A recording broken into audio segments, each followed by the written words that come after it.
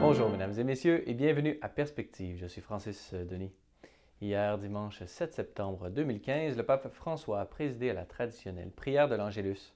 Dans son allocution commentant l'évangile de Saint Luc, le pape a souligné le fait que la voix de Saint Jean-Baptiste crie encore dans les déserts contemporains de l'humanité et qui sont les esprits fermés et les cœurs durs, a-t-il précisé. En effet, pour le pape François, les paroles de Saint Jean-Baptiste sont des appels constants à la conscience chrétienne afin qu'elle s'améliore et s'approche toujours plus du chemin de conversion indiqué par le Christ. Écoutons un extrait. Regardant depuis sa fenêtre la foule stationnée encore à l'entrée de la place Saint-Pierre par des mesures de sécurité strictes, le pape François a fait résonner durant l'Angélus le message de conversion du précurseur du Christ. La parole de Jean le Baptiste, a-t-il indiqué, suscite des demandes pour la conscience chrétienne. Sommes-nous capables, quand nous subissons un affront, à réagir sans animosité, à pardonner avec le cœur celui qui demande pardon ? La parole de Jean a retracé le chemin du Seigneur, a insisté François, et c'est une invitation pressante à ouvrir son cœur et à accueillir le salut que Dieu nous offre incessamment, presque obstinément, parce qu'il faut être tous libres de l'esclavage du péché et être des témoins passionnés de Jésus partout.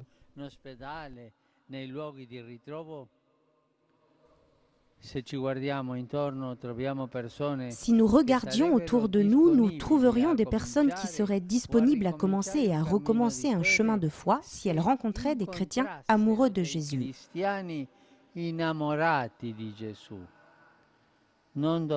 Suis-je vraiment amoureux de Jésus? Suis-je convaincu qu'il m'offre le salut?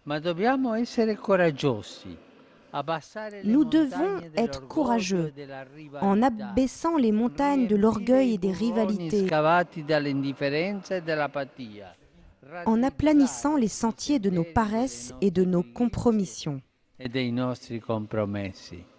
Comme c'est son habitude, le pape François a ensuite poursuivi en invitant les personnes rassemblées en la place Saint-Pierre à prier pour que tous les efforts de la conférence sur le climat qui se tient en ce moment même à Paris permettent d'atténuer les conséquences néfastes des changements climatiques, mais également pour que ne soient pas considérées comme à part les problématiques de la pauvreté ainsi que du respect de la dignité de toute personne humaine. Écoutons ce résumé de la télévision Vaticane. Paix entre les chrétiens, soins et santé pour la maison commune de la terre. C'est à l'issue de l'Angélus que ces deux pensées ont résonné avec intensité. Faisant référence à la conférence sur le climat qui se poursuit à Paris, le pape a lancé un nouveau souhait, que tous les efforts soient orientés pour atténuer les impacts des changements climatiques et dans le même temps pour contrer la pauvreté et faire fleurir la dignité humaine pour le bien de la maison commune, de nous tous et des générations futures.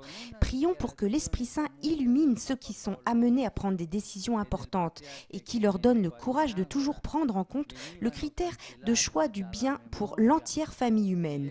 Le pape a également eu une pensée pour l'anniversaire de la levée des anathèmes entre l'Église de Rome et celle de Constantinople qui fête le 7 décembre ses 50 ans. Cet acte a mis fin aux sentences réciproques d'excommunication émises au moment du schisme il y a 1000 ans.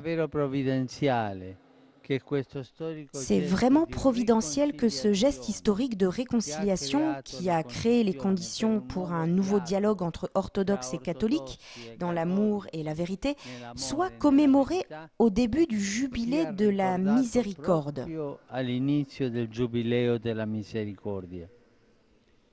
Il n'y a pas de chemin authentique vers l'unité sans demande de pardon à Dieu et entre nous pour le péché de la division.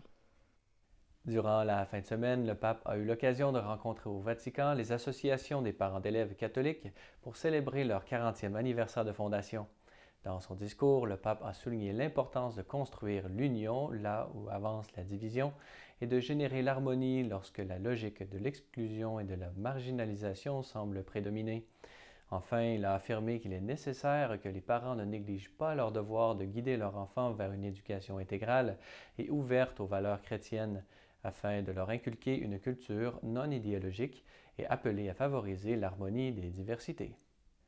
Voilà, c'est tout pour aujourd'hui. Si vous avez des questions ou commentaires, vous pouvez m'écrire à l'adresse qui apparaît à l'écran. Merci d'avoir été des nôtres. À la prochaine.